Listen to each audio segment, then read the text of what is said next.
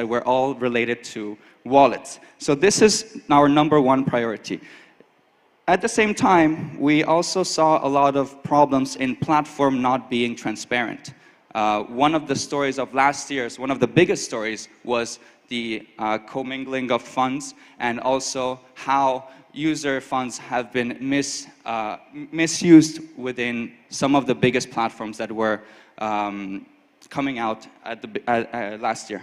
The last part, on the other side, is how do we have assets are very different. So how do we create a unified platform to manage the risk of all of these types of assets through a non-custodial and risk-managed approach?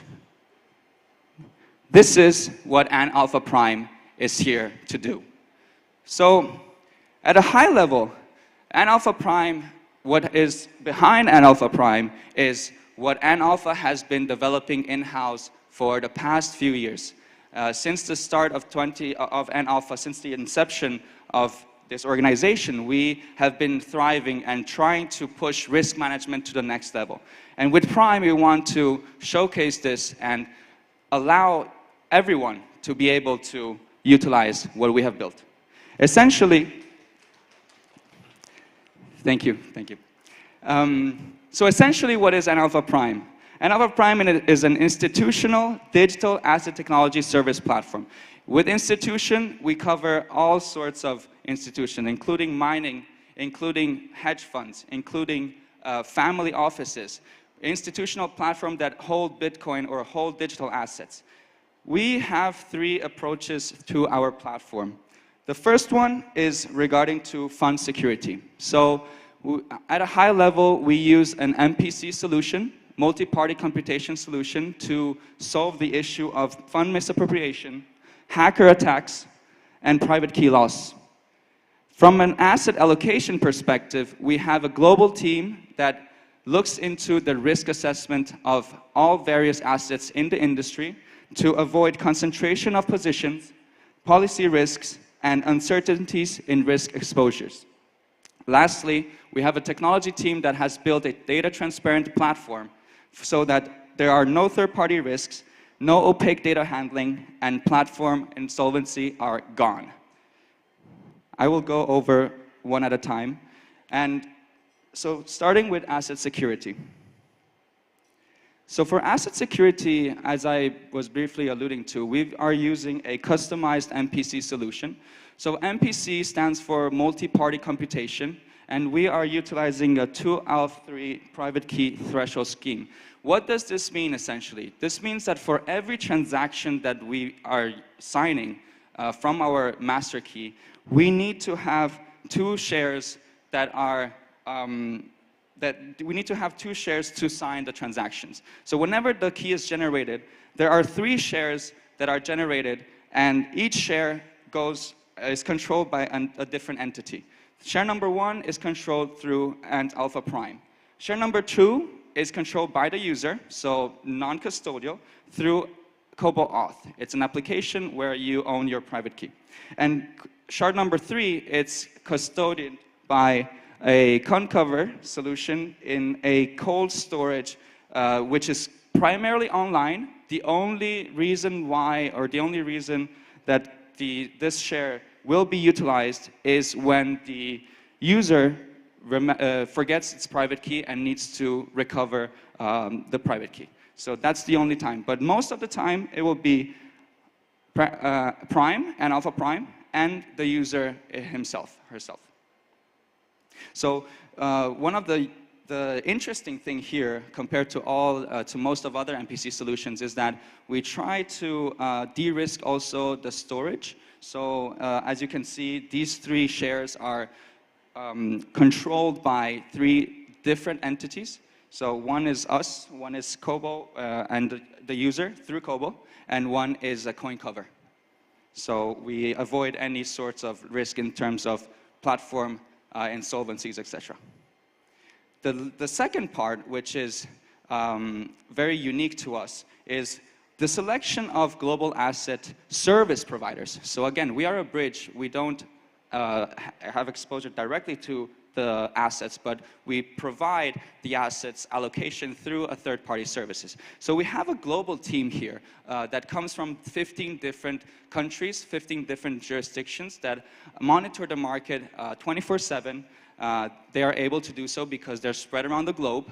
And so they have a 3-step process to onboard the service providers. So essentially, from an onboarding perspective, we want the service provider to be to have a long history in the industry, to be trustworthy, and also to have funds that are clean funds, so compliant funds. Second part really is about the underlying asset. So we're not really here to provide something that is an alpha. We're here to provide stability. So we want the asset to be stored in a non-custodial way. We also want the asset to not be of high leverage, and at the same time, to have stable rewards. The last part really is about the risk management. So in terms of risk management, we require the funds to be segregated, no comminglings of funds. The second part is around MPC and multi-wallet, multi-signature implementations in the control of the funds. And lastly is about really having this systematic risk management approach of the service provider. So lastly, it's really about how we expose these platforms, the services, to the client, to everyone, right? So here you can see that this is a screenshot of our platform. As you can see, through the platform, it's a unified platform. You can monitor, you can audit and trace your assets anywhere, 24/7. On the left-hand side, you have your history and anything. You got your latest transactions, which goes to the TX ID. So it's fully MPC, fully on-chain, fully non-custodial. On the right-hand side, you got your portfolio. And interestingly, on the right-hand side, on the bottom here, you got your team. So you're also able to manage permissions to your team in different scenarios. So for example, as a miner, maybe you need to pay for the electricity. Then you have someone who is really there just to do that. He doesn't have any sort of other permissions to invest in various products within the platform, etc. So this is really a very interesting feature, and we think that this is going to be a very loved one. On the right-hand side, you have the app, which is the same concept, just as an application that you can utilize wherever you are. So essentially, what we have built, it's really a bridge between the institutional clients, including, of course, the mining ecosystem. So mining farm owners, miners, hash rate providers, they can all tap into this ecosystem and then connect to compliant trading platforms, connect to mining equipment financing. This is definitely something that the mining ecosystem is very interested about. I'll touch upon a little bit here. And lastly, also to connect to compliant asset service providers. So we actually can, the platform itself is secure, non-custodial, and risk managed. But on the right-hand side, we also provide a suite of products, a suite of services connected to third-party service providers that we can finance electricity loans, we can finance mining hardware loans. If you are interested in building a new farm, we can finance the farm construction, so we have loans for that as well. And also, if you are interested in hash rate backed loans, we also provide and connect you to the right providers. So and of course, these are all risk managed, so you don't need to be, we are we're expert in the industry as our strategic partners, so we know what service providers to plug into. Lastly, I want to give a concrete example here for miners. I know most of the audience here are from the mining ecosystem. So through the platform, you can easily connect to a compliant payment solution. So in case you want to pay for your electricity bills or pay for your employees, or do a lot of the compliance side of the payments, you can do it from the platform. Secondly, if you don't want to sell your Bitcoin or whatever cryptocurrency you are mining, we can also use that as a collateral to provide loans in USD, USDT, etc. So you'd be able to keep the liquidity in the market. Of course, we want that because of the liquidity crunch that has been happening. So this is good. And at the same time, maybe if you think that Bitcoin or other assets still have a potential to grow, you don't need to sell them. And then lastly, if you're interested, you can tap into all sorts of other asset service providers that our platform offers. And if you want to diversify your portfolio, etc., in a non-custodial and trustworthy way. So lastly, I am happy to share that the Prime platform is live. It is currently in beta stage. So we are happy. If you are interested in learning more, that's a QR code to, there's a survey, there's some information. If you're interested, you can scan that and provide some of your concerns, also what kind of products you would like to see. And at the same time, we have a booth outside the door on the before the window on the right-hand side. We got experts and colleagues that are there to service and to tailor-make a solution for your specific needs. It doesn't matter if you're a miner, if you're a project, institutional client, or family offices. We welcome everyone, so please feel free to reach out after this. Thank you very much.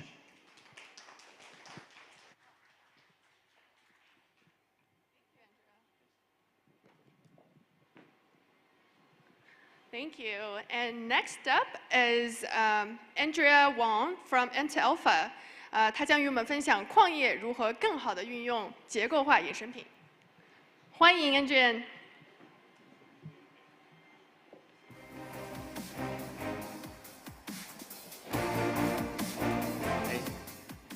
大家好，我叫 Adrian， 我今天用这个中文来演讲吧。首先非常欢迎大家来到香港，因为我们公司其实是 base 在香港，我在香港也10多年了，我的全家都在这边。因为香港现在的政策呢，这个非常的支持这个 Web3 所以非常欢迎大家来。如果想了解这方面的信息呢，也可以跟我联系。我今天主要讲的呢是这个结构化衍生品如何更好的帮助这个矿业，那主要分成3部分。我先简单介绍一下我们公司。我们公司叫 MetaAlpha， 本身是一个纳斯达克的一个上市公司。我们持有这个我们的一个子公司呢是全资子公司 LSQ Capital， 是持有香港的4号牌和9号牌。然后我们另外的最重要的一个股东和合作伙伴就是 ANTMINER， 刚刚这个在台上来演讲的这个，我们其实2家公司合作之后呢，做的这个叫做 MAS， 其实这是我们的 ticker， 也是我们整个方法的底层的逻辑，其实全部都是数学的东西，就跟这个比特币非常的像我们今年呢，其实在年初的时候呢，做了一个挂钩灰度的这个 Grayscale 的 GBTC 的这个 fund。这个是当时 Bloomberg cover 我们的一个 news， 就是我们在3月份，当时 GBTC 还有45%折价的时候，我们这个跟一些很大的一些家办 family office 合作做的这个基金，那今年的表现大家也看到了，现在 GBTC 的这个折价已经回到了20%以内，这个受到的关注比较多，我们未来也会推出一些。特别是跟矿业的这个上市公司相关的一些这个专项的基金我们公司的这个团队呢，其实都是来自于传统的金融市场高盛、UBS、Morgan Stanley 的这么一个 team。其实我们就是把传统金融市场里面的这些工具、金融工具，那么搬到这个 crypto 的这个世界想给大家提供这些金融的工具。这个是我们的这个想为社会做一点事情，那是跟这个香港理工大学有做一些比特币挖矿和清洁能源相关的一些研究。我们一起其实跟彼得大陆一起成立了一个叫做香港可持续技术基金会啊，都在持续的在做这个比特币相关的一些这些研究。那么我们后面简单讲一下这个 macro 的情况，因为这2天其实很多嘉宾啊，包括业界的大家都是这个专家了，我就简单讲一下。一个是这个全球地缘政治呢，现在是一个这个国际化的一个进程啊，这个是比较明确的。那么它就导致了很多底层的逻辑发生了改变，啊，一个无主权背书的去中心化的一个财富体系的价值啊是显著的提升了。啊，我稍后会讲一个这个俄乌战争的一个案例啊来分析一下。那另外就是金融市场的一个显著的变化，就是美债的利息已经达到了这个5%以上啊，短期的美债啊，这个所谓的无风险利息，那么这导致很多的传统的资产已经没有办法在这个达到这个收益了，那就很多的大量的资金流出这个股市，流出这个楼市啊，那么大家这个资产能做什么呢？那目前来看，这个比特币的表现是远远超过了其他的资产啊。今年上半年在各大类的资产里面，啊，比特币也是表现是最佳的。啊，那另外就是这个由于去全球化的这个进程呢，这个国际的经济形势呢，就是这个供应链被打断了，那市场也变小了，所以很多的传统的行业呢都在收缩，都不再扩张了。另外就是一些其他的一些风险啊，战争的风险、自然灾害的风险，啊，包括一些我们所谓的这个科技的突破，比方说人工智能，啊，可能它对有些行业啊有些人来讲是非常好的，但是可能对有的传统行业可能是挑战会非常的大。那么我们也看到了，其实包括去美元化，可能现在也是一个非常显著的一个趋势啊。美元在全球的这个外汇储备的这个占比里面也显著的下降啊，最高的时候是80多70、80，然后现在已经降到了这个不到60的一个水平，是一个显著的一个下降。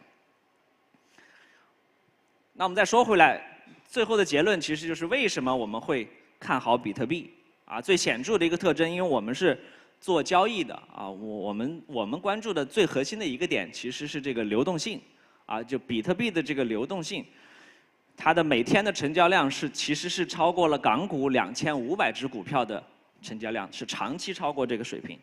那在21年牛市的时候，其实比特币的日均的交易量是超过了沪深两市的这个交易量啊，这是非常恐怖的一个数字。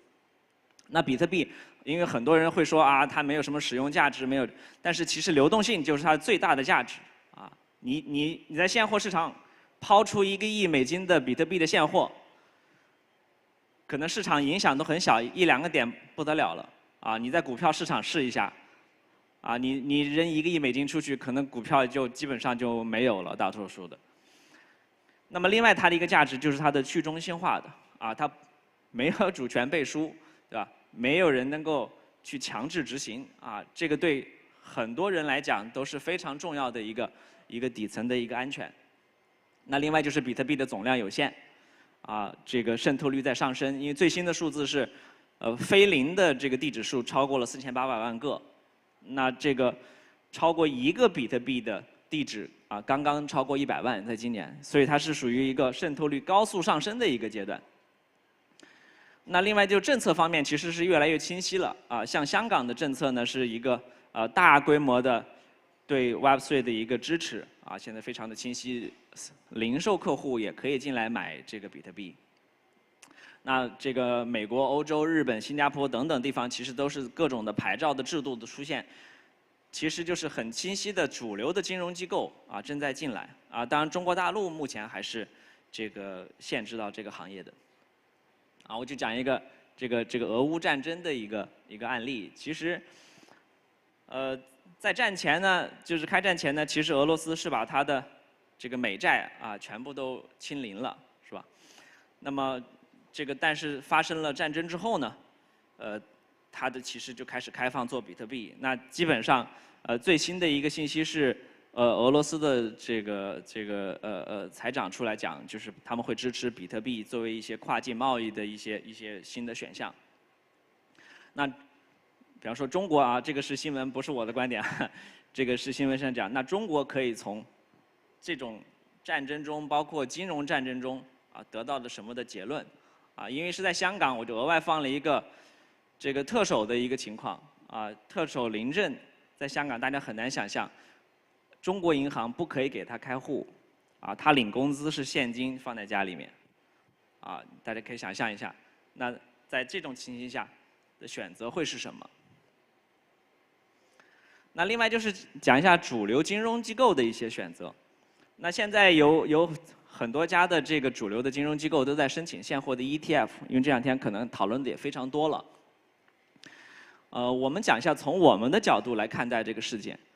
啊，因为像 GBTC 的刚才提到的这个回归，其实我们是比较准确的预测到了。啊，我们其实去看了 GBTC 当时判决它的这个法院过去3年的所有的历史的案件，啊，在9月份会有一个非常明确的一个案件的审判，因为过去3年它在9月份都会有一个重大的人事的调整。所以它所有的积累的案件都会在9月份必须要出一个判决，基本上是在平均是在95%以上，啊，所以我们预测到了这个9月份 GBTC 会有一个明确的判决出来，啊，所以也算是抓到了。那我们目前看现货的 ETF， 啊，我们自己内部的一个评估是，今年内呢应该是在70%的概率，这个 ETF 是有望获批的现货 ETF。在明年应该是90%以上，啊，你像比方说当时这个 BlackRock， 他在提出这个现货 ETF 之后，很快被 SEC 打回来，然后过了几天 ，BlackRock 就把这个申请又重新提交了。其实从华尔街这些主流金融机构的逻辑来讲，啊，我这个是一个，他肯定不是拍脑袋就去做的一件事情，这么多机构一个一个的，他不会是去跟风的，啊，我们认为他们一定是有一些所谓的政策的。一些方向性的这个信息，啊，然后而且是非常的坚决，所以它是在美国的这个监管的环境下呢，它是可以去告 SEC 的，对吧？它是可以去 sue 的，啊，所以我们认为这个现货的 ETF 是一定会出现的，啊，那到时候主流金融机构就会回来。其实如果大家回顾一下，在2021年以前面的2年。纳斯达克指数和比特币的相关性高达80%以上，啊，我个人的一个判断呢是说，就是投资人比较趋同了，啊，但是后来因为这个22年的大跌呢，其实又分开了，那现在呢又是一个开始，这个投资者主流金融机构回归的一个状态。那我认为这一轮上去之后呢，可能会是一个非常显著的一个表现，啊，那这个是一个比特币超过别的各大类资产的表现的一个情况，其实长期都是超过了别的资产。啊，我这个就先跳过去了。那从周期上来讲呢，因为这个减半也快来临了啊，我们目前判断，在现在这个时间点呢，其实是建仓比较好的时候。那我讲一下今天的这个所有的内容，不是为了投资这个目的啊，都是为了给机构投资者的一个教育的目的。啊，那讲我一下我们自己公司做的一个产品，是我今天想带给矿工们介绍的一个，就是我们首先呢，因为我们公司主营业务呢是做的是结构化衍生品，其实就是在给机构，特别就是 crypto 的机构来提供这些传统金融世界的这些服务啊，像高盛、UBS 给大家提供的服务。那显著的在 crypto 世界呢，第一波动率非常高，第二人性的弱点追涨杀跌，啊，那其实我们设计的这些结构化产品都是为了规避人性的这些弱点。那其中的一个例子就是，其实比特大陆啊最近推了一款这个带下跌保护的矿机，就是在一定期限内，如果币价有下跌的话，这个你的购机款会有一部分的回赠啊。那其实这种背后的对冲啊这些。是我们在提供。如果大家来看一下传统的这个石油天然气公司其实跟各位这个在座的这些矿工的逻辑是非常像的，它是生产商，它都会去对冲它的这个风险，对冲它的现金流，你不能说这个油价暴跌，所有的石油公司都破产，对吧？就是当时在这个21年开始的大幅的下行的过程中呢，其实很多的矿工都非常的受伤，包括最大的这些美国上市的这些，都遇到很多的困难。其实这也是我们为什么想把这些金融工具带给大家的一个原因。我们给矿工呢有不同的类型的产品这个来帮助他来交他的电费来提供他的一些收益，就是这种币本位的一些收益我今天呢主要想讲的呢是这一个叫做decumulator 溢价卖币的一个产品这个是在传统金融机构里面大多数是上市公司的大股东他们喜欢使用的一种产品。我让看一下。举个简单的例子，今天因为我当时做的时候是大概是一个26000的一个币价一个6个月期限内我们可以帮助矿工按照大约10%的溢价来卖出你的币，就是28700多。那么它的这个所谓的 knockout 就是这个敲出的价格呢是9折，就是说如果跌得太快，你这个协议呢会提前结束，但是你所有的卖出的币都是按照溢价10%来卖掉的。我们可以这个想一下，大家平均的挖矿的成本，我认为应该是在2万左右。OK， 那如果是26000卖，你的毛利率就是30%，其实不高的。但是如果溢价10%之后，你的毛利率其实就变成了43%，你的毛利率水平其实提高了40%多，这个其实是非常非常的显著的，对大家，因为现在在这个币价比较低的，你的毛利水平比较低的情况下呢，这个产品的帮助是非常大的。其实现在已经有一些这个矿工已经在采用这个产品了，因为这个具体的细节呢，我今天会场时间有限我就不太多讲那另外一个是我们做的这个币本位的一个双币其实是用 BTC 去，因为本身不生息，去挂钩 ETH 之后产生一个这个是一个年化期的币本位的 BTC 本位的一个收益。那你的最大的风险是把你的 BTC 换成了 ETH其实现在的价位其实因为已经变成了0.06了，这2天 ETH 跌的比较多，其实是一个非常安全的我们从概率上来讲，是在已经这个价位在均价已经2个标准差以外了所以从安全性上其实是概率上是非常非常高的。那另外一个这个产品呢，我简单讲一下，叫做无追保的借贷就是如果跌破了这个价格之后呢，其实是你不会追保这个是我们根据这个过去的一些周期总结出来的不同类型的金融产品在不同的时间点、不同的市场的判断都可以做。我们的产品其实非常的复杂都是给机构要做下来一个一个聊，根据你的风险，根据你不同的电费的成本、你的矿机的类型，其实都会有一些测算给大家一些建议对，我就简单讲一下，其实我们是给机构，尤其是像矿工客户，我自己以前其实也是矿工，我非常理解矿工的需求。那我们其实会定制化的设计这种对冲类型的产品我们其实产品种类可能有几十种，非常的复杂，也都是数学上的。我们是想通过这种交流，把这些专业化给机构的产品提供给大家，让大家更好的这个获得收益，或者是在不同的周期中都能活下来，活到牛市的到来谢谢大家。谢谢 Adrian。那接下来呢是我们15分钟的茶歇时间，大家可以去休息一下，在外面吃一点小吃，然后喝点咖啡，然后我们15分钟后见。Now is our little break. You can go out and have some refreshments and come back in 15 minutes. Thank you.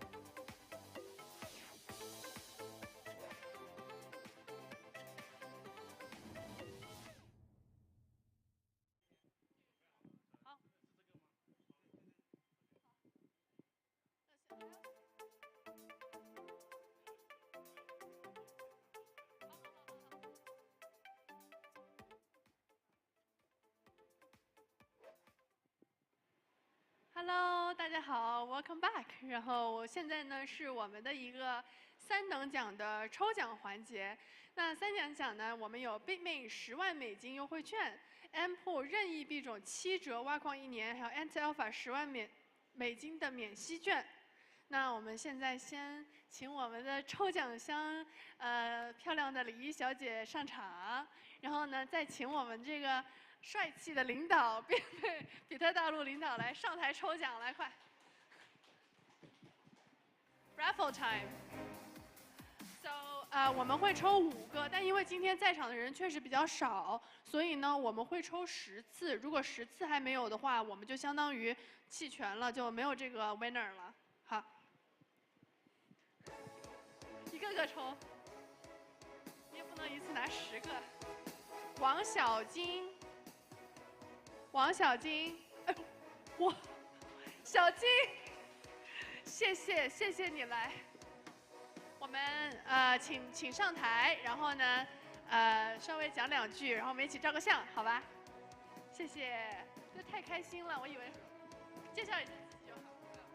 大家好，然后祝比特大陆越来越好。好。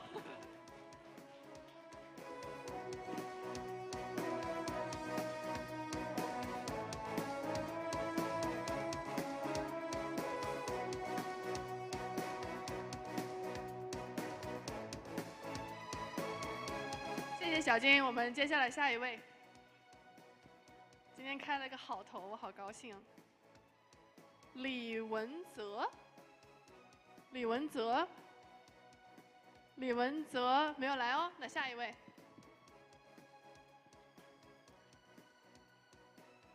严先军没有哦，那下一位喽。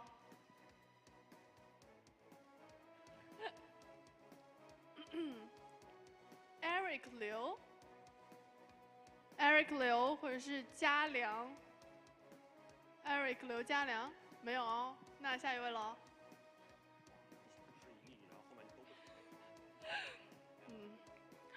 Francesca， 哦，好可惜，他是 speaker， 今天下午刚刚讲了话 ，Falioni Francesca 没来。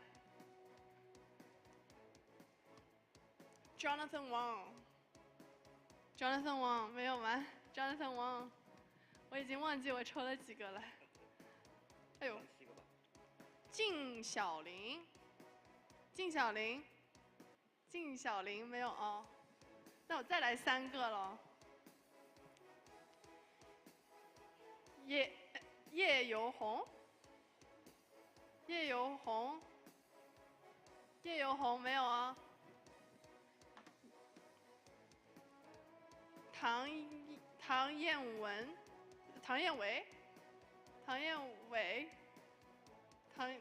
伟没有啊，那最后一个啦，没有就没有啦。Olivia Wang，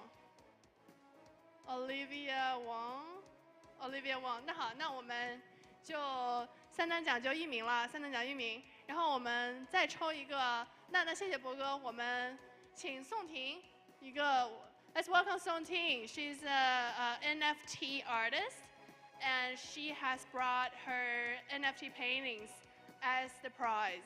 So we have 2 special prizes. Who can win 2 NFT paintings? Do you want to introduce your paintings? I don't have any hands, so that's one of the problems. So I hold the record of China NFT and the AI Awards auction now in mainland. So yeah, expensive. However, I chose 2 of the topics because one of them is called CPU GPU fashion show, which enabled me several times of best of photo vogue. And the other one is called future miner machines with 蝶恋花. It's a traditional China literature poems format. So I wish those 2 of paintings could have their fine collectors. Yeah. 找到他们的主人，然后因为宋婷可能手上拿着画，那我就来抽啊，我还是这样子抽10次，如果抽不中，我很想要这些画，我可以拿走。第一位是 Shin Minsk， Minsk M-I-N-S-I-K Shin Minsk。 Shin Minsk No OK。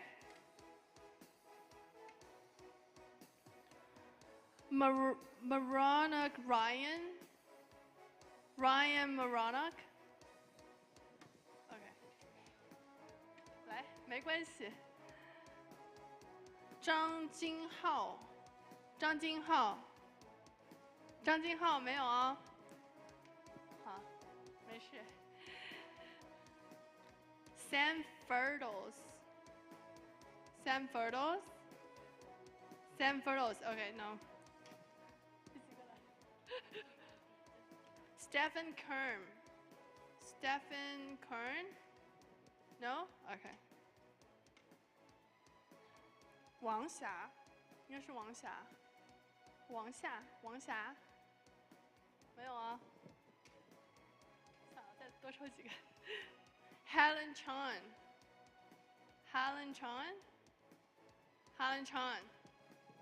OK， 5 more. If not, I would take the paintings. Shinsaku, Imai Shinsaku. Okay, 4 more. Bella Guo. No? Okay. Lee Arthur. I think I know him. Arthur Lee. No? You know him? Okay. He's not here. Okay. Okay, 3 more. Pinsky Dmitry. Okay, no. 对啊，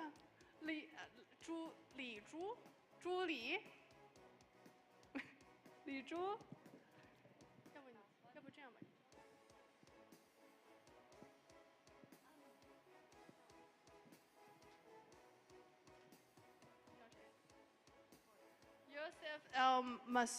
Yusuf El Masuri, no? Okay. 可以啊。Okay. So there's nobody present. We will do a Twitter campaign. We'll do a little Twitter prize-winning thing, and then if you answer the question right, then we will give you the paintings. Thank you.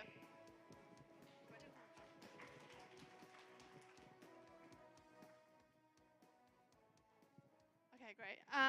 Next, we will have Terry from ANTMINER to give a speech. He's right there. Welcome, Terry.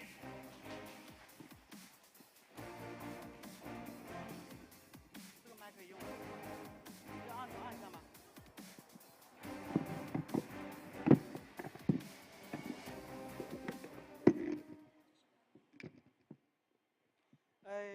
尊敬的各位嘉宾、各位矿主，很荣幸受彼得大陆邀约参加这次的全球数字矿业峰会，也很高兴跟这么多优秀的同行相聚在香港。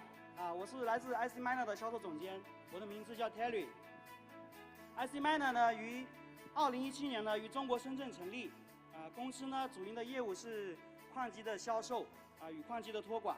我们公司呢最近几年见证了比特币的起起伏伏，也见证了我们挖矿产业链的一个蓬勃发展。挖矿产业的蓬勃发展呢，也让我们 ANTMINER 呢从最初的只有2个人，发展到了现在的呢遍布全球的有100多个员工。我们 ANTMINER 呢，主营的一个销售的业务呢，我们是有一个销售的一个。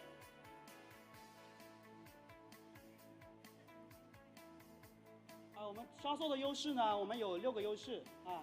第一点呢，我们有常年大量的一个现货的一个库存第二点呢，我们没有起订量一台起卖。第3点呢，我们有强大的一个销售团队。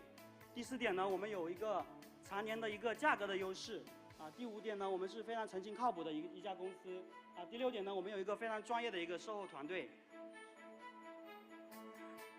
我们一个现货库存呢，因为ANTMINER呢长期会从别的大陆等矿机厂家购买很多的一个矿机的一个期货跟现货作为自己的一个现货的一个库存，然后呢分销给全世界各地的经销商和矿工。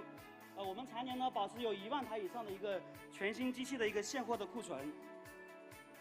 目前呢我们的一个现货的库存呢，大概就是说我们有一个5000多台的 S19 600多台的一个 S19 Hyd， 300多台的一个 S19 Pro Hyd， 还有一个500多台的一个 S19XP， 150多台的 S19XP Hyd， 200多台的一个 S19K Pro， 还有600多台的 Go Pro 加，1300多台的E9 Pro， 还有300多台的 L7， 200多台的 Z15 Pro， 合计呢大概就是10300多的一个现货库存。我们的库存呢主要集中在呢香港美国的加州和东欧。我们公司呢没有起订量，就是说1台也可以卖。我们在香港呢、美国的加州和中东，包括东欧都有自己的一个仓库，并有大量的一个现货。当天下单呢，当天就可以发货，可以通过当地的物流去转运，包括也可以通过 UPS、DHL 等国际物流，快速的转运到世界各地。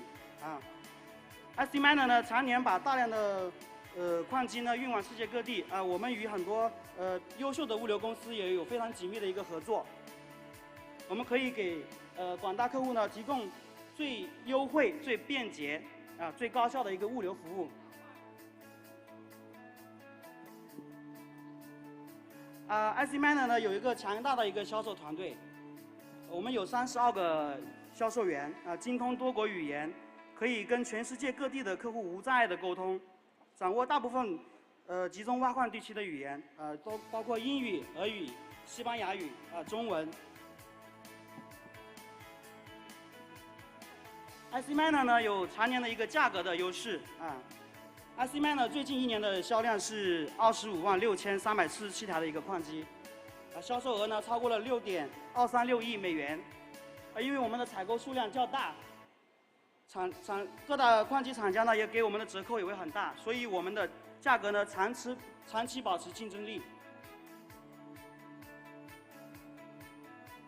我们是一个非常诚信靠谱的一个矿机贸易商我们所有售卖的机型呢，就是保证是工厂的原装原版，然后出现任何问题呢，我们也不会推卸责任。所有的期货呢，都是按工厂的一个交付时间呢去如期的交付。今年3月呢，我们有一个例子，就是说我们有一批机器呢，2000台的 S19J Pro， 从深圳呢运往香港。正常来说呢，这个机器呢就是1天就能到达香港。结果呢，我们不凑巧遇上了一个海关的一个大检查，在海关呢卡了大概7天时间，导致我们客户的订的航班呢延误，然后就是说客户的损失也比较大。然后经过协商呢，我们给客户赔偿了34万5千的一个损失尽量的去弥补一个客户的一个损失虽然呢这是我们赔了34万5千但是呢我们这次的这种行为呢，就是不推卸责任的一个态度呢，也让这位客户呢对我们非常认可，让我们牢牢的绑定在一起此后呢，我们收获的回报呢远远超过了这34万5千ANTMINER的客户至上呢，一直是我们的经营的理念，同时呢，也赢得了业内同行以及广大海外客户的高度认可。经历风雨我们深知今天的成果来之不易。未来的日子呢，我们将用心服务每一位客户我们会继续保持契约精神无论牛市和熊市，我们都会让客户得到应有的保障。ANTMINER呢有专业的一个售后的团队，ANTMINER常年活跃在矿业的一线拥有非常专业的一个售后客服团队并且跟我们彼得大陆还有各大厂家的售后团队都合作非常紧密可以快速有效的帮助客户解答和解决各种技术问题和售后问题让我们的客户呢享受到一个5星的一个服务。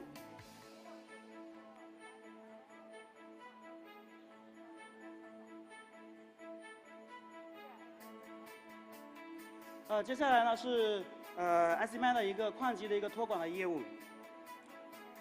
自从2021年5月21号之后，这个中国大陆呢开始全面清退虚拟货币挖矿之后呢，ANTMINER一直致力于矿机出海，帮助广大矿工呢，在全世界范围内寻找和建设安全稳定且电价便宜的矿场。我们先后在呢，美国的加州、老挝和中亚地区投入使用了多个矿场，我们的总的电量呢达到了300兆瓦。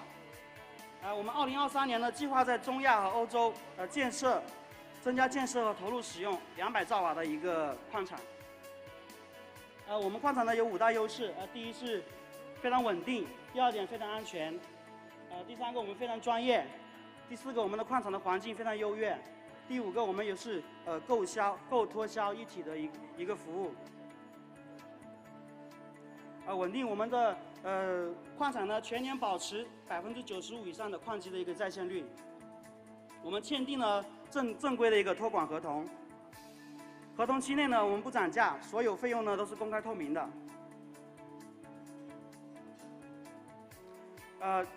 第2点我们非常安全，我们所有的矿场都是正规的一个电力资源。然后呢，我们的安保呢都是24小时驻场封闭式管理，我们有全方位的一个监控，安保人员呢配合我们的外围的一个机动的安保团队，如遇突发事件呢5分钟可以到达现场。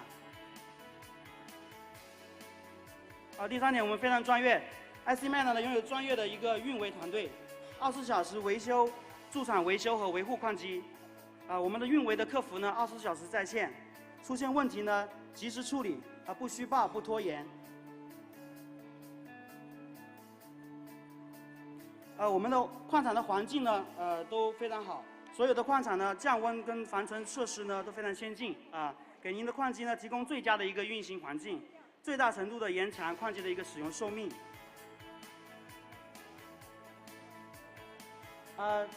第5点呢，我们是一个购脱销一体的一个服务。何谓购脱销一体？就是说，客户呢从购买矿机到矿机的一个托管，再到矿机最后的一个离场的一个销售，我们可以全程的帮客户解决。我们可以给客户呢提供最优惠的一个矿机的一个购买价格。然后呢，我们可以给客户提供最安全、最稳定的一个矿机的一个托管服务。最后呢，我们可以给客户提供一个最快捷最高效的一个高价的一个机器的一个回收ANTMINER 呢，从2017年成立至今呢，一直致力于呢从事矿机的销售和矿机的托管，包括自己的投资的一个挖矿。我们组建了一个颇具规模的一个销售的一个团队。我们与很多的资深的矿工和投资人建立了深厚的友谊，长期呢与彼得大陆等工厂呢深度合作签订各种年度订单ANTMINER 所享受到的最优惠的折扣呢，会让我们的广大的客户呢以及合作伙伴们呢得到最优惠的一个矿机的一个价格以及最好的一个售后的服务让广大矿工呢得到一个最丰厚的一个回报。这是我们在迈阿密参加的一个展会 ，Mining Disrupt。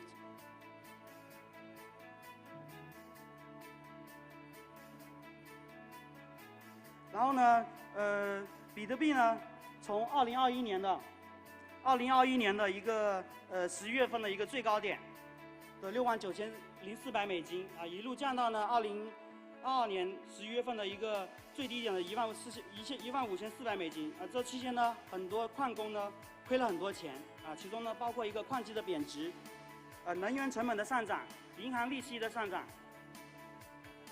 给这个呢行业呢带来了巨大的伤害。我希望呢大家不要对BTC 失去信心我认为 BTC 的未来是光明的，当下呢参与挖矿呢是非常正确的一个投资。当比特币呢下一次减半的时候呢，我们预测它将能达到$20万。希望呢我们在场的所有人都能在下一个那个比特币的一个高点呢赚取足够的利益彼得大陆的那个 S21呢是目前全世界最领先的一个机型当下矿工挖矿的一个首选。它的超低功耗呢可以从容的应对明年的比特币的再一次减半。大家可以踊跃订购预祝彼得大陆的S21大卖。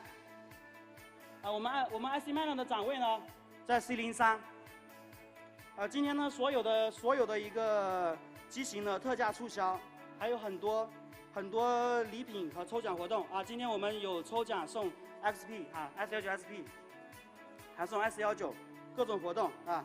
我们欢迎大家呢关注我们的这一个那个官网，还有一个Telegram 的一个 channel 啊。希望大家呢多多关注我们。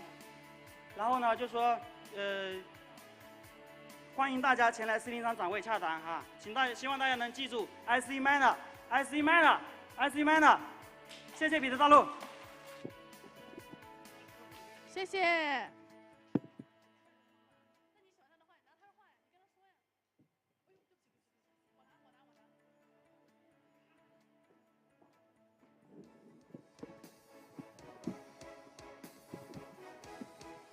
Okay, so because the panelists are still on their way, so I figure we could still do some raffle.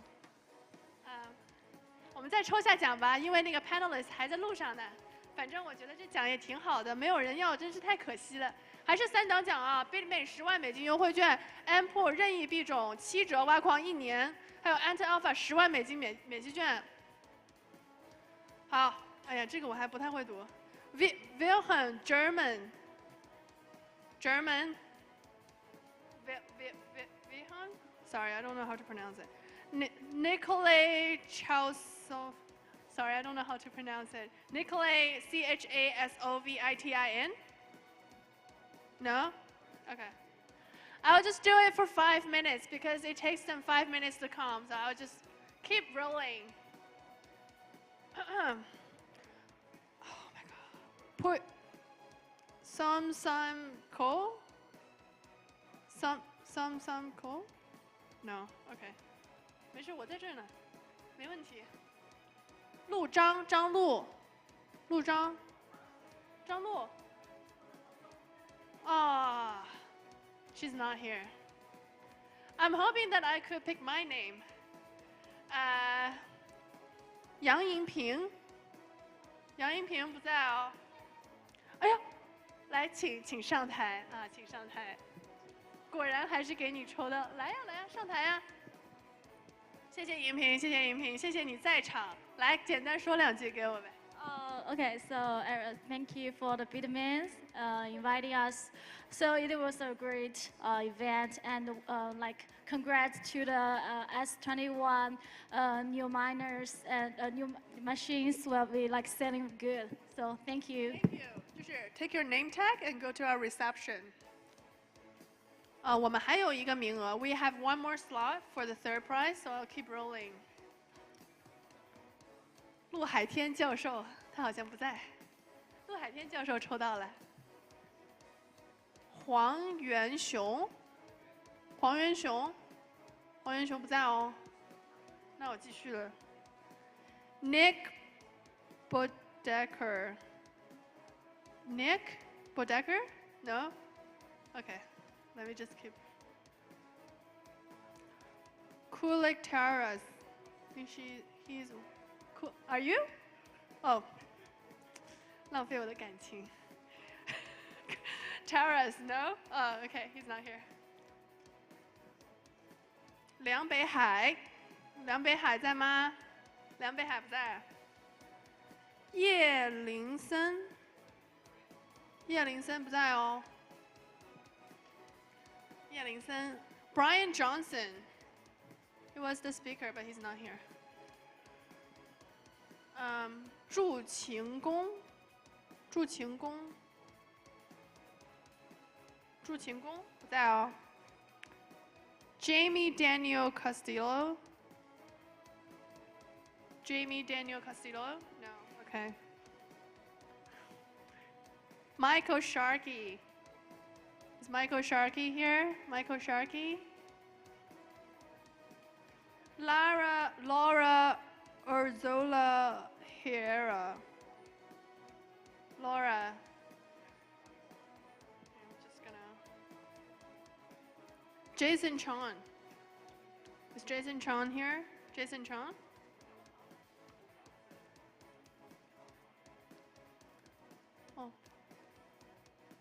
Andrew Shirashkov. Andrew Shirashkov? No. Okay. 沈凯峰，沈凯峰，沈凯峰，你是沈凯峰？啊，你是？请问你是？朱庆功，是你？哎，咋不在场呢？咋不在场呢？是我开玩笑，开玩笑。恭喜恭喜恭喜恭喜！哦，我只是想逗逗你而已。啊，朱庆功是吧？哦，在这里。你拿着这个 name tag 去我们的 reception desk 就可以兑奖。谢谢庆功。Justin, is everyone here? Nice. 非常开心，我们利用这个间隙把3等奖的都抽完了。Okay, next we will have our panel. 这是我们本次演讲的，就是本次日程的最后一个环节。这次 panel 的主题是更加清洁和可持续的挖矿解决方案。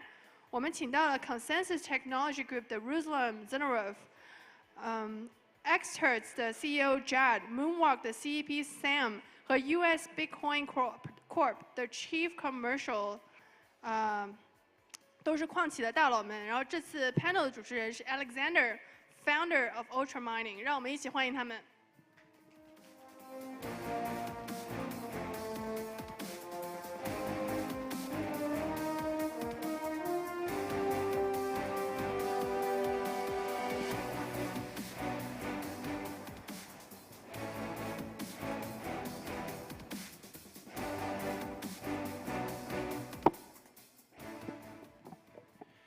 So, hello guys.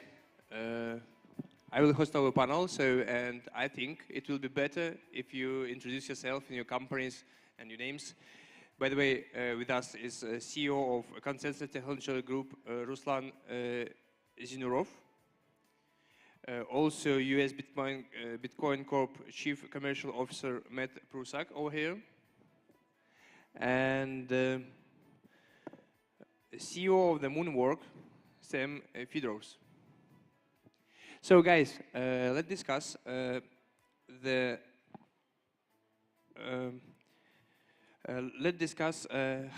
the mining impact and mining industry impact in the ecology of the world. So what do you think, from your perspective, is there any issues with the energy consumptions in the mining industry that allows us to consider it to dirty one? Please. Well, thanks for the question. I guess if you use kind of dirty energy, there's got to be some sort of impact on the climate and environment. So I think it's really important for the miners to carefully select the source of power, ultimately, and I think the industry is doing a pretty good job in terms of carefully selecting and paying a lot of attention to this. I mean, there's a lot of stats, right, over the last few years, how the industry is ultimately transitioning from kind of carbon-heavy emitting sources to renewables. Specifically, we're seeing hydro, we're seeing solar, we're seeing quite a bit of nuclear coming back. From that perspective, I think the overall impact is being mitigated quite a bit. Thank you. Hey everybody, so I'm Matt with US Bitcoin Corp. So for context, we manage about 800 megawatts of energy around the United States. And in that mix, we've got hydro, which is clean, stable, very attractive as a power source. We've got wind and solar, which are great in their own ways, but intermittent, right? They're not dispatchable load. They go up, they go down, and so does the price in Texas as a consequence.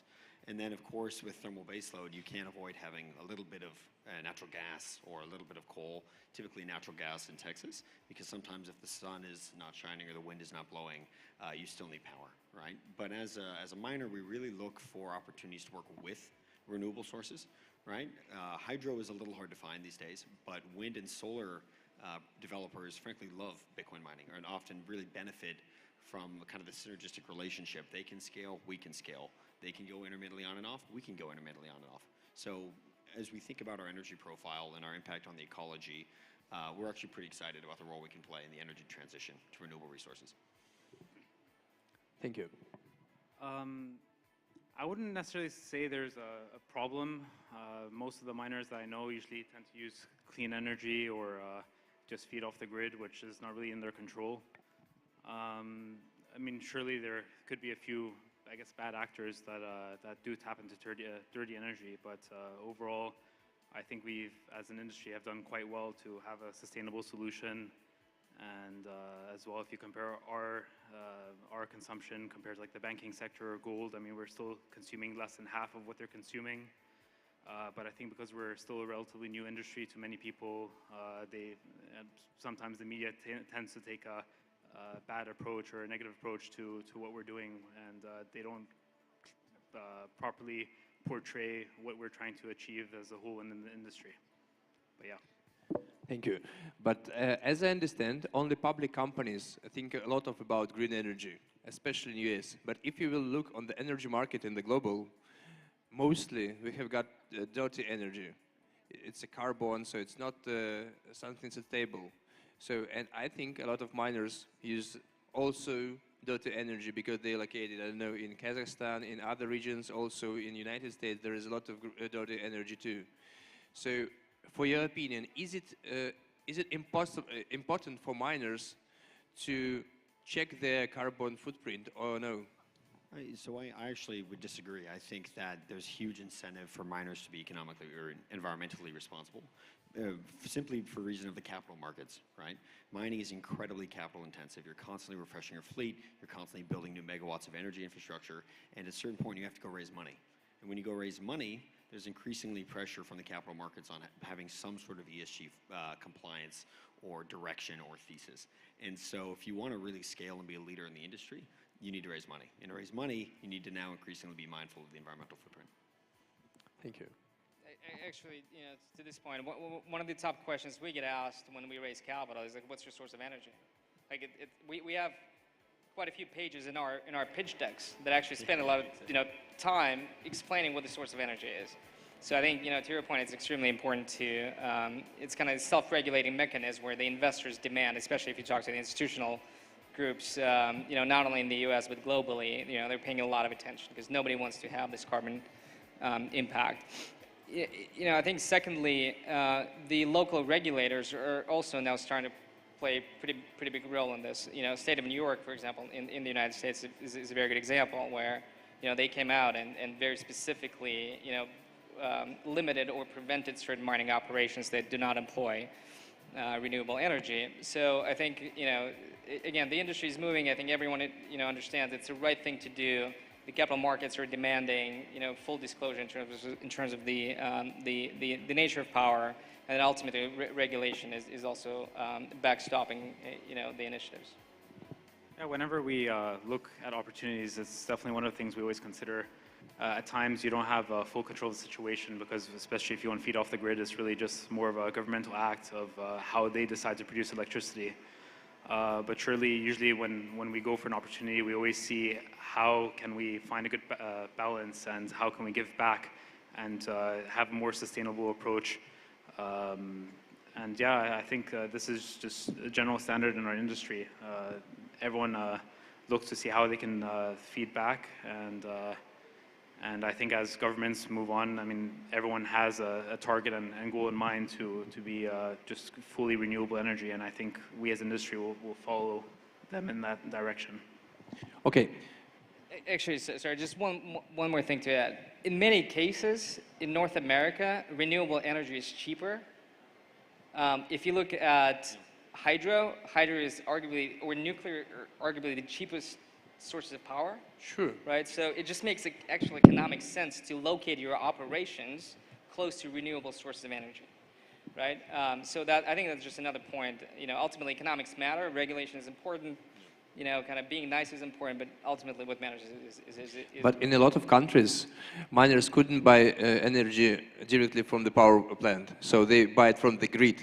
And in the grid, it's like a mix. You couldn't know what type of energy over there. So, by the way, as we discuss hydro, solar, nuclear, and etc., what do you think the biggest part of the, what is the source, the mostly gain it in the sustainable mining? Sure. So a few different sources. I think nuclear, to your point, is going to come back in a big way. I think, especially in the United States and also in some parts of Europe, there's increasingly some interest in nuclear at all sizes. So what they call SMRs, or these modular reactors, right, to the big old school power plants. And by 2030, I would be almost surprised if we didn't see nuclear-powered Bitcoin mines as something that simply exists. Now, it still has to compete with wind, compete with solar sources, and at the end of the day, we're in the business of mining.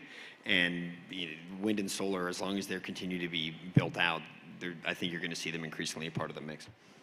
Yeah, I think nuclear is a big play.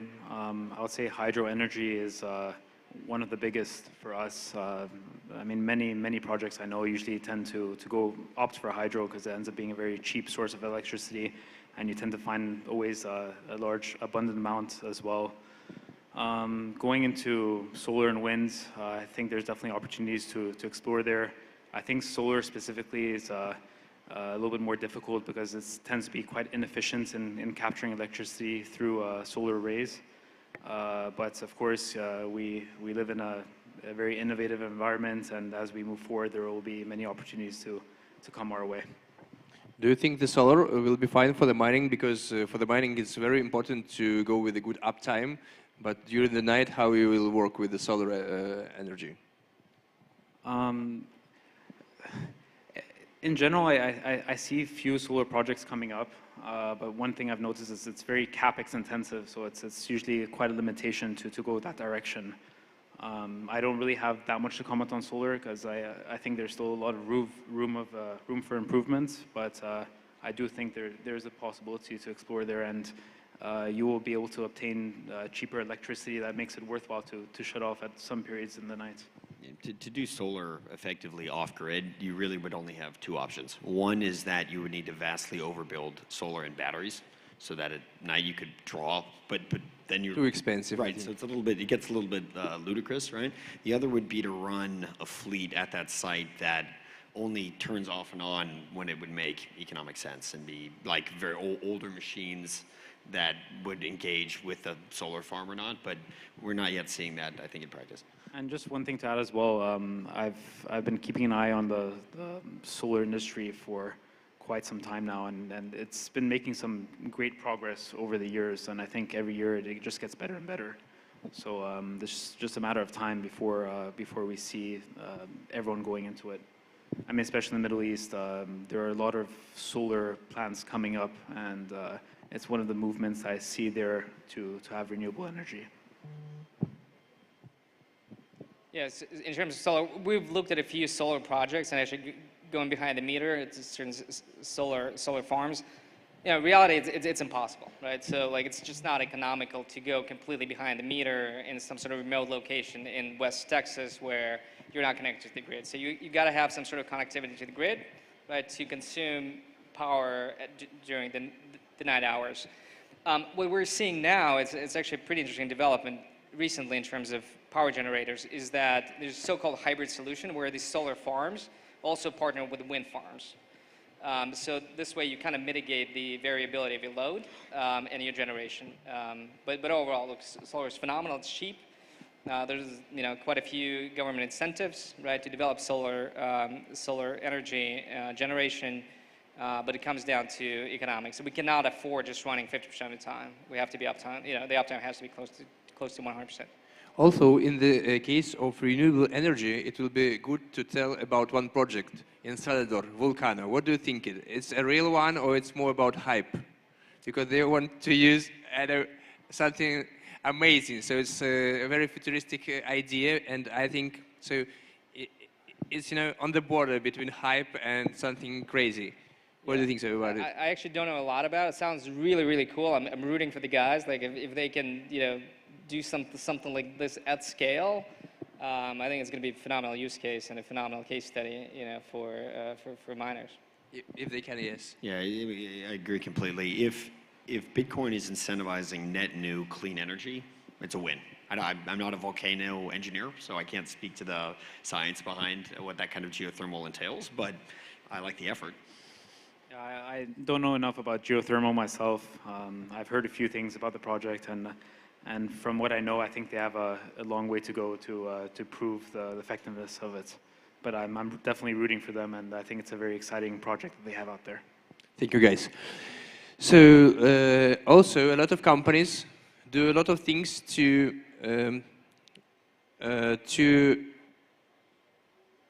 so I want to explain.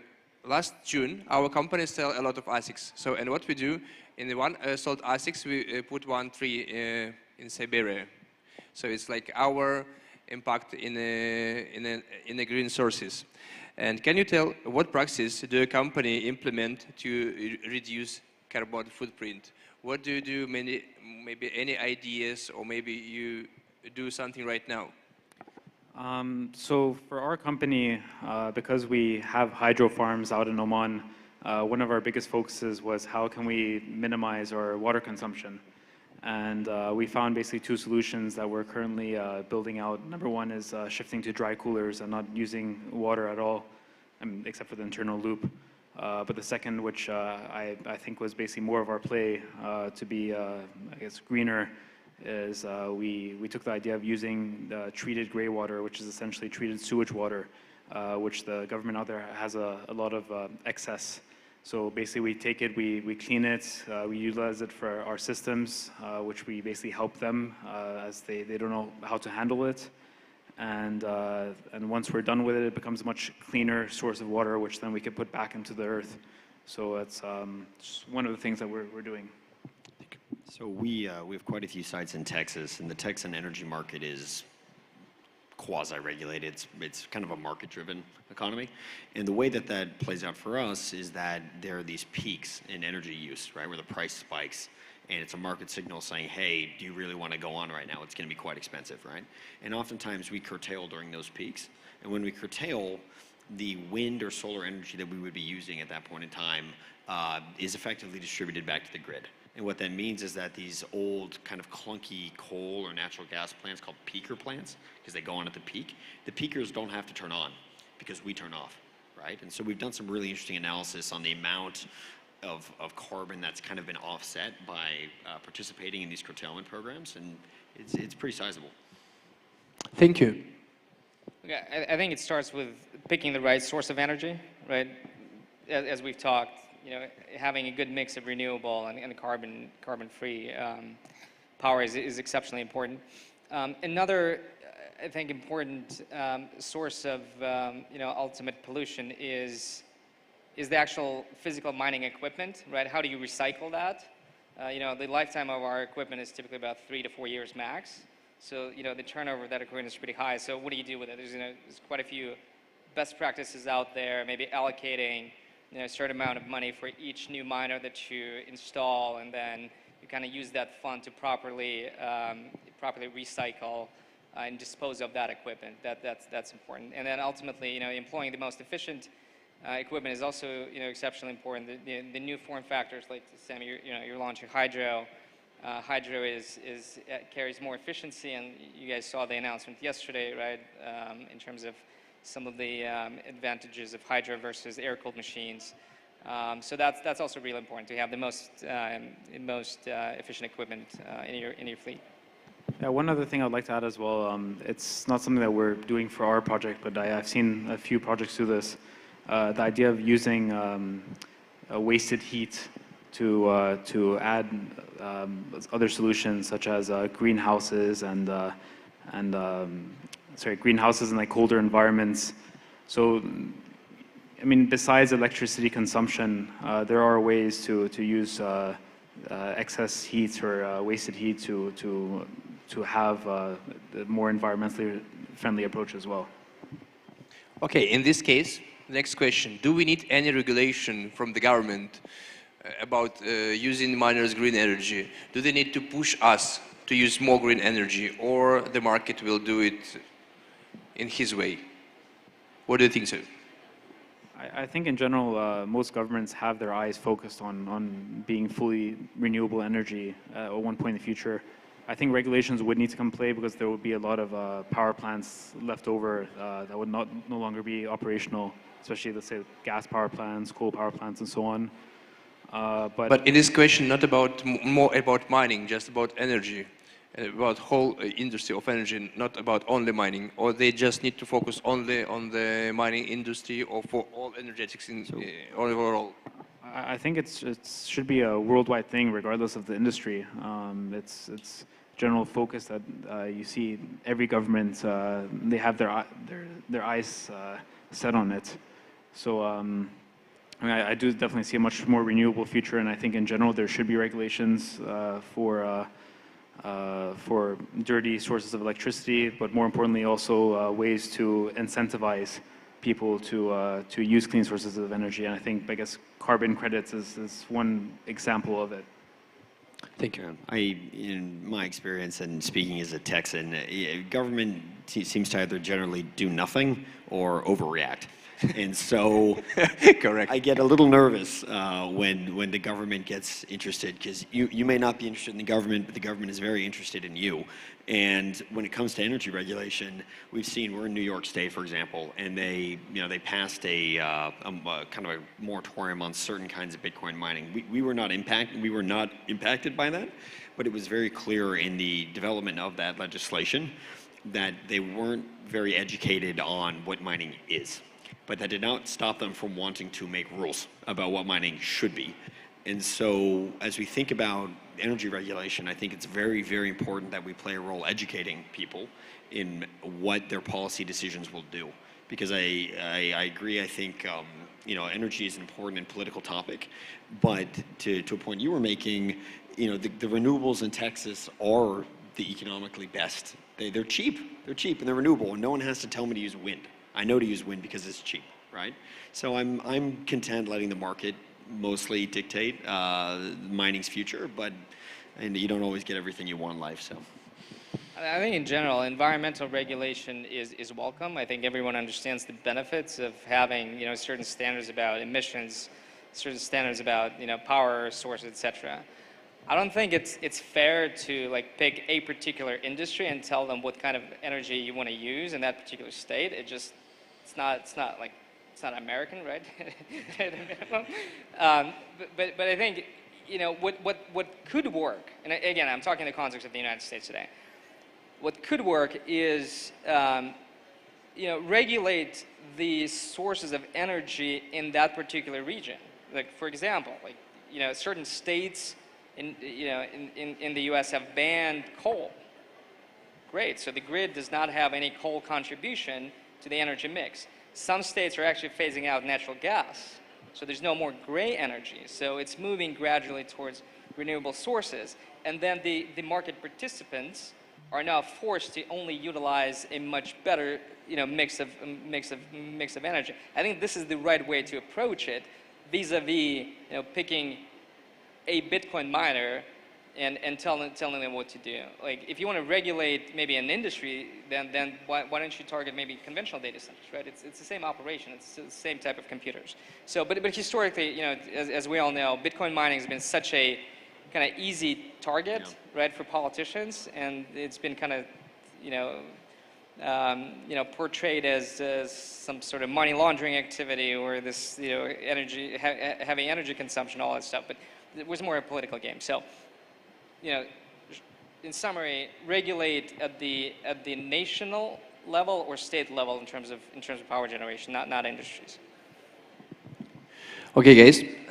Last year, Ethereum goes to proof of stake, and they reduced their consumption by 99.5%.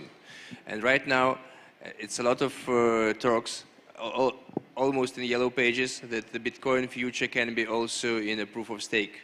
So what do you think about it? Is it possible or no? And also, I had a huge theory that BlackRock wants to buy every miners to vote for the proof of stake, because they will become the biggest Bitcoin staker. What do you think about it? Is it possible or no? And is it good for you and for whole industry? I mean, surely proof of stake would minimize the energy consumption pretty much completely. But I think one important thing to note as well is that, proof of work has been a very secure network and has been proven for the last, I think, 12, 13 years. And proof of stake is still relatively new, still has some ways to go. And as great as it sounds, I mean, to make this shift is going to be quite monumental. So during the years, 10 years or 15 years ago, proof of work was something new too. So I know, and I'm not saying that proof of stake is not a good model. I mean, surely it is, but the main point I was getting at is proof of work has worked quite well for Bitcoin and Bitcoin mining, and I think to see this shift from proof of work to proof of stake and getting the consensus of the network is going to be a very difficult task, and it's very unlikely for us to see. I mean, especially when you shift to proof of stake, there's no longer a need for miners. I've seen so many GPU farms pretty much just go to waste over the last few years. And with all the investment that's been done in our industry, I mean, especially even with the pools, I just don't really see a shift like this happening for Bitcoin. Sure, it's great, but it's a very difficult transition for us as well. Yeah, I'll just say I think it's a bad system, the proof of stake concept. Bitcoin is using a white paper. The game theory makes sense. It's not as oligarchic. Anybody can mine. Anybody can compete. You just have to be providing a service to the network. Proof of stake, you get into complications around who's in charge, who controls the system, who controls the rules, and how do people in charge perpetuate their own power. Right? Bitcoin mining, if you want to control the network, maybe your BlackRock example, they are certainly welcome to spend $1 billion and build their own server and then change it. But I think that to me is proof that the system's working, right? Because it would take a lot of work to do that. I agree with you, but so in this case, we need to support decentralization. Mm-hmm. And right now, you're working in the North America, and one of the largest miner is Foundry, because not your miners, but for the blockchain, the Foundry can vote for any decisions over there. And I think it can be one of the issues in this field too. It's true, but Foundry, part of Foundry's power in that example is from the miners themselves choosing to be in the pool. So it's kind of a consent of the governed situation. Like they couldn't, I would hope not, they can't really go rogue. Because we would simply go somewhere else with the pool, and the power dynamic is a nice, stable system. And I think when people think about the future of money, part of the reason why people like Bitcoin is it's stable and reliable. The system doesn't go down. No one changes the rules. There are 21 million Bitcoin. There are always going to be 21 million Bitcoin, as far as we know. And that's the way we like it. Just to add on that, I mean, we all choose our pools at the end of the day, and for us to make a shift from one pool to another, it just takes a matter of minutes. So, I mean, when we pick a pool, surely the biggest component is the rewards and fees you get from it, but also it's the decision making in their process, right? You choose the pool, they don't choose you, so they need to maintain their customers and stay in business. So. Yeah, but it's going to be too late because, you know, it's going to be the vote on the block, I don't know, the number of the block, and then you will switch the pool, but the voting already happened, so that's it. No, but voting is a long process. It's not something that happens overnight. I don't remember exactly how many confirmations it takes, but it's in the one block, so it's if it's confirmed, like it's a regular transaction, it's done. It would be very surprising for any pool to make a decision that would jeopardize the stability of their main product, right? And a big part of the product is its stability, and making quick decisions will cost everybody quite a bit of money, including the pool. So I would be very skeptical. Sorry. Well, the whole headline that POS is 99.5% less energy, like consumes less energy than proof of work. That sounds really, really cool, by the way, right? Like, let's admit it. Now, the issue is, you know, one, it's new.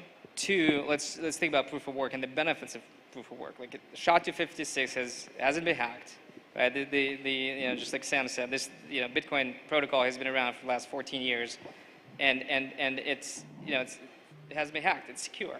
And I think one other important thing to note is proof of work is highly decentralized, right? So if you look at it's global.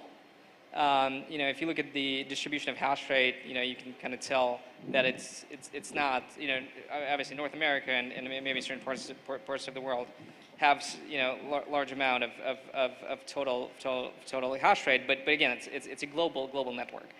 You know, with proof of stake, this is a financial game now.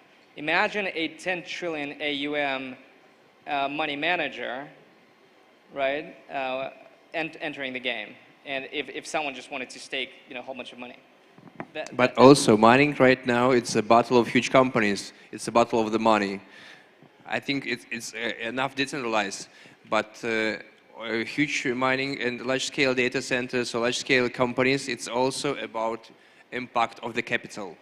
Okay, I give you $1 trillion today. Try to replicate proof of work. One, you have to purchase miners.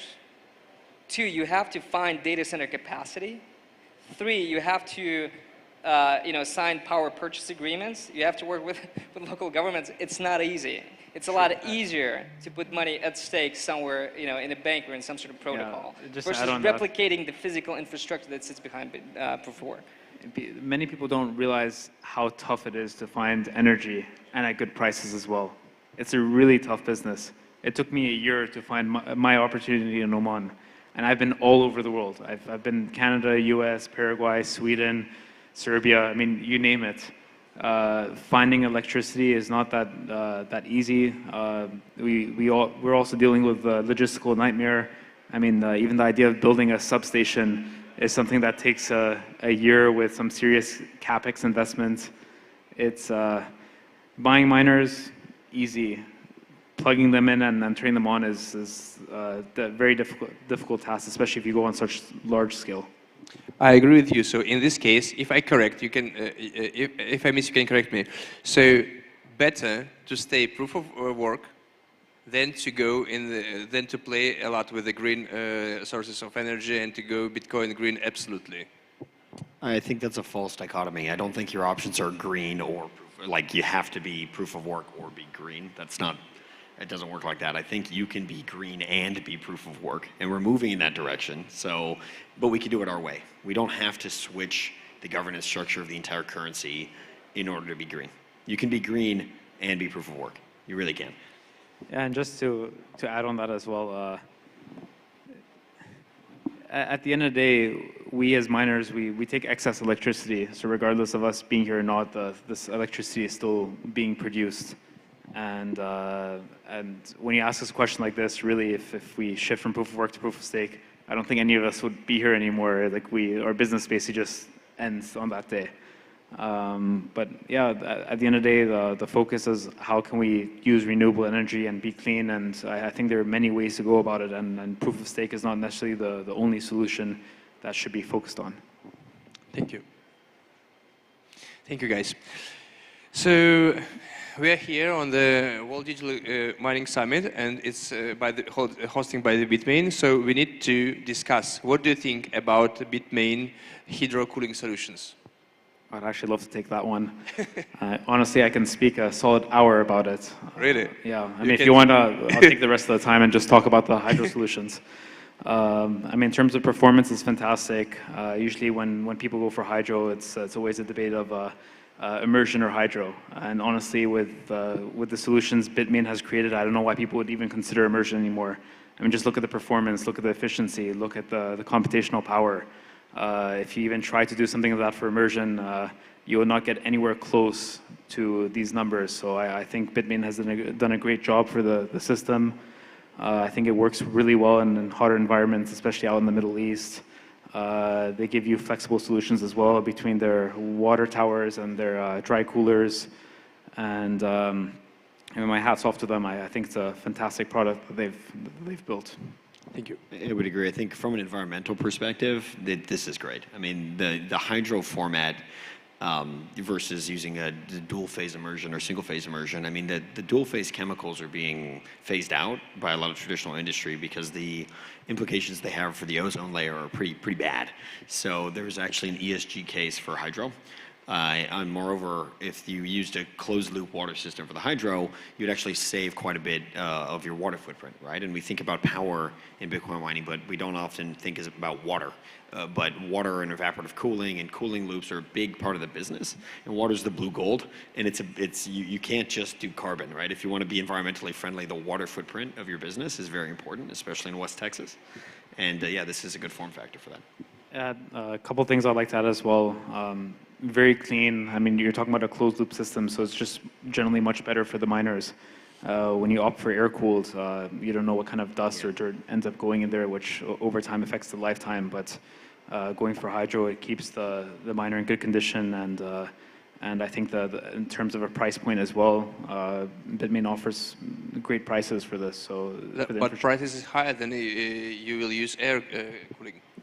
Compared to air cooling, yes. Compared to immersion, no. I mean, you're saving a lot more, and at sometimes, depending on the location you are, you have no choice but to go for a closed loop system. I mean, just specifically the Middle East, we're talking about 40, 45 degrees Celsius, especially during the summer. And even Dubai, I understand what you mean. Yeah, you're talking about being in the desert with a lot of dust and sand. I mean, even humidity gets high. I mean, this just destroys machines over just a couple of years. So like the lifetime that you're meant to get on an air-cooled miner, which should be usually around 5 years, you just get much lower out there. And I think actually Texas is probably quite similar in that sense as well, where you deal with heat, humidity. Sometimes you need to make more investments to have a good farm that keeps the livelihood of the miners. I mean, the longevity. Yeah, for hydro, we're actually one of the early adopters of hydro. Our team last year launched about 25 megawatts of hydro mining in partnership with BITMAIN. So there's two schools of thought in terms of hydro cooling, right? There's the immersion cooling, where you take the actual machine, the chip, and you immerse it into the liquid. And there's a BITMAIN solution, which is hydro cooling. The liquid actually does not touch the chip, but it's pretty close to the actual chip, so it sucks out all the heat out of it. There are pros and cons of both, in my view. If you think about immersion, one, it's the operational risk. At some point, a lot of things can go wrong with immersion, and the integrity of your equipment, it could be in question. There's also some pros, benefits of immersion. You can overclock machines, right? Which is huge. In terms of hydro, in my view, it's a more reliable solution. You keep warranty, which is important, and it comes as one form factor, right? So it comes as a container, it comes as a cooling tower, so it's plug and play. Versus immersion, you really have to probably assemble multiple vendors, to kind of create a running operation. So pros and cons of both. Personally, I'm a fan of hydro. Pretty stable hash rate, marginally better efficiency vis-a-vis air, and it allows you to actually go into hotter geographies like Middle East, right? And so one of the reasons you guys are doing that is hydro. Yeah, just to add as well, I've always seen immersion as more of like an R&D project, just trying to find the right firmware or software to find that stability that you're looking for, or especially overclocking. And the reality is everyone does immersion for overclocking. So do you overclock your equipment? I don't, no. And not yet, but we're also at the BITMAIN conference, so I won't talk about this. I mean, the biggest highlight is immersion does void your warranty, so you're just much better off opting for hydro. Thank you for your experience. And in this way, what do you think? Can the mining industry collaborate with other sectors to reduce carbon footprint, or what we can do to to hold the planet? So I can start. So the byproduct of mining is heat, right? So there's a lot of talks right now. What do you do with the heat? Is there a good way to recycle and reuse it for other purposes? I think there's quite a few interesting case studies where heat is being reused for farming, heat is reused for pool heating, for fishing ponds, etc. I think that's the most obvious use case to bring adjacent industries and extract additional benefits and values out of mining. So you're earning Bitcoin, and at the same time you reuse your heat for other use cases.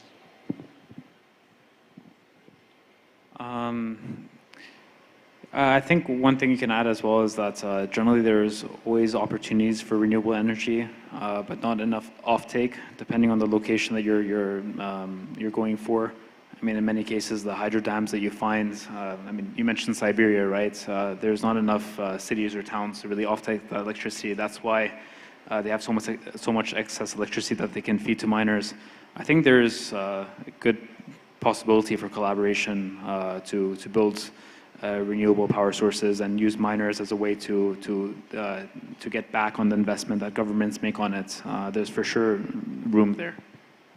Yeah, I think we're at the early stages. I think a lot of folks are now thinking about what other positive things we can do, especially with the waste heat. Early to say. A lot of interesting pilots, but still curious where it goes. Thank you. As told you before, the Bitcoin, it can be not only proof of work or green. So it can be almost and green and proof of work. So thank you guys. Thank you for the panel. It's worth a great experience, and we can continue this event. Thank you. Thank you. Thank you for having us.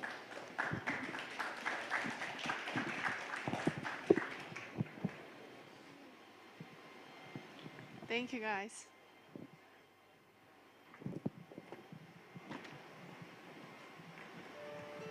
好，谢谢大家。刚刚是我们本次会议的最后一个环节。那希望本次会议呢，都让大家有一些收获。正因为我们聚在一起，我们 POW 项目、POW 生态，还有这个矿业都可以越来越繁荣。